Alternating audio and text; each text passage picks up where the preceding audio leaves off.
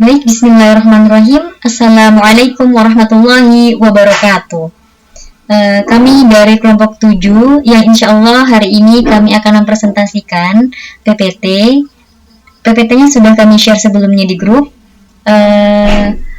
Karena keterbatasan waktu dan keterbatasan presentator, maka saya, Jumiati Mulyanisi, yang akan mewakili teman-teman untuk mempresentasikan PPT. Mudah-mudahan dengan apa yang saya presentasikan, teman-teman bisa mudah dipahami dan bisa menjalankannya dengan maksimal. Amin ya rabbal alamin. Bismillahirrahmanirrahim. Rabbi shrah li sadri wa yassir li amri wahlul 'uqdatam min lisani yafqahu qawli.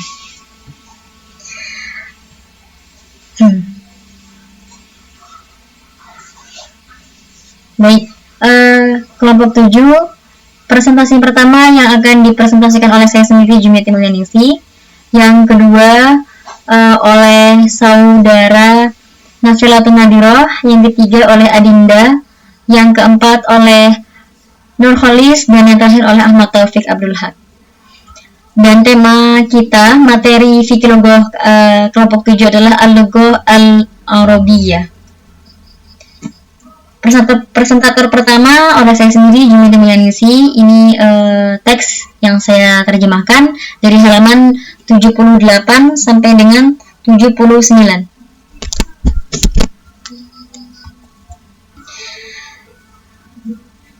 Bahasa Arab bersama dengan bahasa Yaman kuno dan bahasa Semit Abyssinian merupakan satu divisi linguistik yang disebut divisi Semit Selatan. Hal ini dikarenakan ikatan kekerabatannya yang menghubungkan dengan kedua cabang tersebut jauh lebih kuat daripada ikatan kekerabatan yang menghubungkannya dengan pembagian bahasa Semit Utara. Terlihat dari keseimbangan antara keduanya dalam asal kata, bunyi, tata bahasa, dan ini tiga cabang itu sendiri berbeda dalam tingkat kedekatannya satu sama lain. Hubungan kekerabatan antara bahasa Yaman kuno dan bahasa Semit Abyssinian jauh lebih kuat daripada kekerabatan antara masing-masing dan bahasa Arab.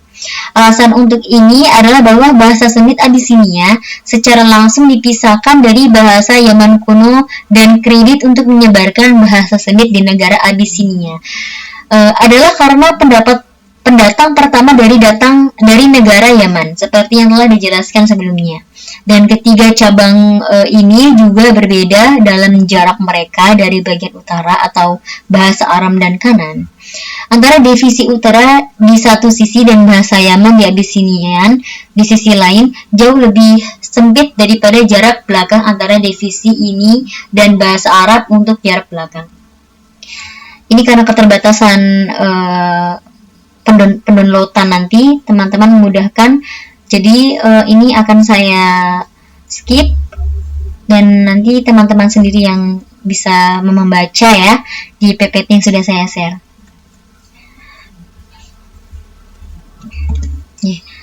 Adapun bahasa Arab yang tersisa itulah yang ditunjukkan oleh kata Arab ketika diluncurkan dan yang masih digunakan oleh kami dan negara-negara Arab lainnya sebagai bahasa sastra, tulisan, dan komposisi, termasuk dialek yang digunakan saat ini di era negara-negara Hijaz, Najd, Yaman, dan cadangan sekitarnya, dan terhubung dengan mereka dari protektorat dan kerajaan kemerdekaan dan di Palestina, Yordania, Suriah, Lebanon, Irak, Kuwait, Mesir, Sudan, negara-negara bagian barat Arabia, dan Malta. Dalam paragraf berikutnya, kita akan melihat sekilas bahasa Arab yang sudah tidak ada lagi. Kemudian kita akan melihat paragraf-paragraf selanjutnya dari bab ini dan bab-bab berikutnya tentang bahasa Arab yang bertahan lama. Bahasa Arab mati atau prasasti Arab, nama ini sekarang diberikan kepada beberapa dialek Arab yang digunakan di masa lalu di beberapa penutur yang terletak di utara, dekat perbatasan Aram, dan di dalam perbatasan ini, terutama di oasis Taima dan Hajar atau Madain, di wilayah Al-Ula di Hijaz Utara. Dialek-dialek ini tidak sampai kepada kita kecuali melalui prasasti-prasasti yang belakangan ini ditemukan di daerah yang luas yang terbentang dari Damaskus ke wilayah Al-Ula, dan banyak dari prasasti ini ditemukan di Al-Hajar dan Taima. Baik, untuk presentator kedua yang diterjemahkan atau yang akan dipresentasikan oleh teman kita, Nafilatun Nadiroh dari halaman 80 sampai halaman 81. Tampak dari prasasti-prasasti ini bahwa penutur dialek-dialek ini diisolasi dari orang-orang Arab, Najd dan Hijaz, dan bahwa mereka kehilangan banyak komponen Arab mereka dan diwarnai dengan peradaban Aram dan Nabatain, sampai-sampai mereka memberi penanggalan pada prasasti mereka dengan perang Nabatea, sejarah Bosra, dan perang Persia dan Romawi. Akan tetapi, bahasa Arab yang sudah tidak digunakan lagi dibedakan dari bahasa Arab lainnya karena pengaruh yang kuat terhadap bahasa Aram. Dan tidak sedikit berbeda darinya dalam banyak aspek bunyi, kosakata, semantik, dan aturan. Dan di antara manifestasi perbedaannya dalam aturan adalah alat yang menentukan. Sementara itu, alif lam atau al dalam bahasa Arab yang tersisa ini, prasasti yang sampai kepada kita dari bahasa Arab yang hilang melaluinya dibagi menjadi dua bagian. Bagian yang sangat dipengaruhi oleh bahasa Arab dan bagian yang kurang terpengaruh olehnya dan lebih rendah ke bahasa yang tersisa. Nah, ini adapun prasasti bagian pertama kadangkala bahannya hanya mencantumkan beberapa nama tokoh dan beberapa kalimat pendek dan dibagi menurut tempat. Ini ada prasasti Lihyaniyah yang dikaitkan dengan suku Lihyan, lalu prasasti Tahmud yang dikaitkan dengan suku-suku yang tempat tinggalnya disebut dalam Al-Quran lebih dari sekali. Dan yang terakhir adalah prasasti Safawi dikaitkan dengan daerah yang ditemukan dengan dekat dengannya, yaitu daerah Al-Safa. Nah, ini ya. Berikut ini adalah 6 contoh prasasti tersebut. 3 yang pertama adalah prasasti Tamud dan 3 terakhir adalah prasasti Safawi. Dan kami telah menulis semuanya dalam huruf Arab. Dan kami telah menambahkan masing-masing terjemahan ke dalam bahasa Arab kami. Ini ada prasastinya mungkin ya contohnya. Jika kita menambahkan bunyi-bunyi konsonan tersebut, bunyi-bunyi pasang surut yang mengikuti satu sama lain dan yang tidak dilambangkan oleh prasasti ini, maka kata-katanya adalah sebagai berikut. Nah, ini lalu yang diterjemahkan oleh teman kita Adinda yang akan saya wakilkan untuk mempresentasikan ini ya, dengan menempatkan bunyi-bunyi. Nah, ini ada contoh-contohnya. Mungkin bisa dibaca sendiri oleh teman-teman. Oke. Nah, adapun prasasti Al-Namaira terdiri dari 5 baris dan teksnya dalam huruf Arab sebagai berikut. Yang pertama adalah Nafas Mar Al-Qoyas bin Amr, raja semua orang Arab dengan keluarga Al-Tij, dan raja dua singa Nizra, dan raja-raja mereka, dan Zakhu Agdi, dan ia melarikan diri. 2 menara di Habaj, Najran, kota Syamar, dan seorang raja musuh dan pondok anak-anaknya, 4 orang-orang, dan mengangkat mereka sebagai busur ke Roma, tetapi raja tidak mencapai jumlah itu.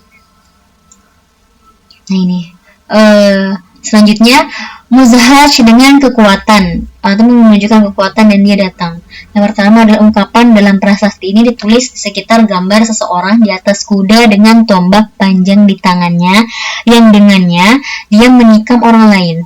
Yang kedua, kami telah menyalin dan menerjemahkan prasasti dari buku Dr. Israt Welfenschen, The History of Semantic Language, halaman 190-194 mencatat penyelidikan Littmann di akhir buku ini, dan kami mengomentari apa yang disebutkan dalam banyak buku. Yang paling penting adalah buku Brockelman dan Cohan yang disebut sebelumnya dalam komentar halaman 93. Nah, ini ya, mungkin teman-teman bisa baca lebih detail. Lalu presentator keempat yang ini dipresentasikan oleh saudara Hollis dari halaman 84 sampai halaman 85. Oke, ini ada prasasti Zabat. Prasasti Zabat itu terdiri dari 2 baris dan teksnya dalam huruf Arab sebagai berikut ini ya. Ini mungkin bisa dibaca sendiri sama teman-teman ya. Prasasti Zabat ini teksnya. Lalu ini ada prasasti Hauran.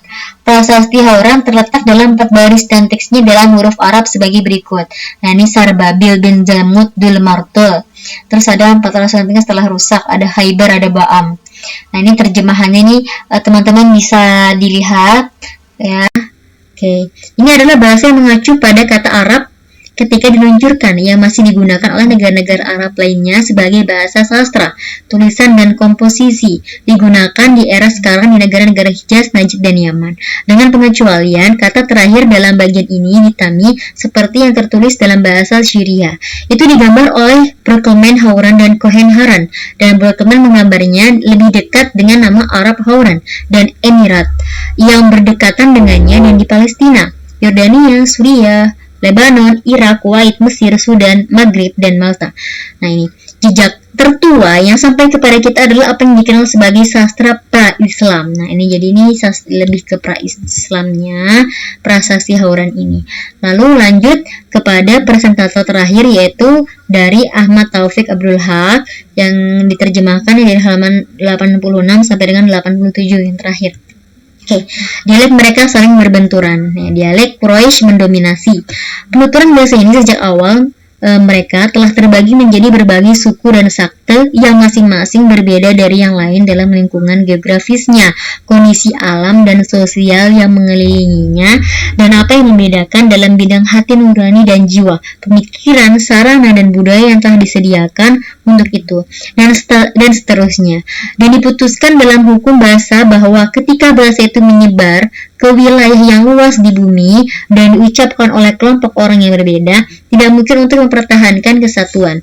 Ia dapat lepas dari hukum umum ini karena sejak dahulu kala ia telah terbagi menjadi bagian dialek yang berbeda satu sama lain dalam bentuk aspek bunyi, makna, aturan, dan kosakata. Dan setiap suku dan setiap kelompok bersatu secara alami dan alami. Nah, ini ya. Nah, ini akibat gini, namun berbagai dialek ini memiliki banyak peluang untuk kontak berkat perdagangan, pertukaran manfaat, kedekatan suku-suku Arab satu sama lain, pergerakan mereka ke padang rumput, dan pertemuan mereka dalam ziarah pasar dan perang saudara. Nah, ini ya, ini ada banyak faktor yang membantu mengatasi dialek ini yang terpenting dalam sebagai berikut ini dialeknya. Ada faktor agama, karena orang Quraisy adalah tetangga terdekat rumah. Maksud rumah di sini adalah Madinah yang tinggal di sekitarnya dan mengamankannya. Dan Madinah adalah tempat suci di mana bagian besar suku Arab di era pra-Islam. Suku-suku Arab sebagaimana suku Lewi memiliki otoritas keagamaan atas suku Bani Israel lainnya ya. Oke. Mungkin ini adalah kelompok dari ini adalah presentasi dari kelompok kami, kelompok 7. Mungkin teman-teman lebih jelasnya dan lebih detailnya teman-teman bisa membaca di PPT yang sudah kami share sebelumnya. Dan selanjutnya kami akan buka sesi tanya jawab kepada teman-teman yang mungkin ada yang kurang jelas atau dari apa yang saya presentasikan ada pertanyaan, silahkan ditanyakan di grup ya teman-teman ya. Saya akhiri, mohon maaf jika ada ketidakjelasan dalam penjelasan saya. Syukron, wassalamualaikum warahmatullahi wabarakatuh.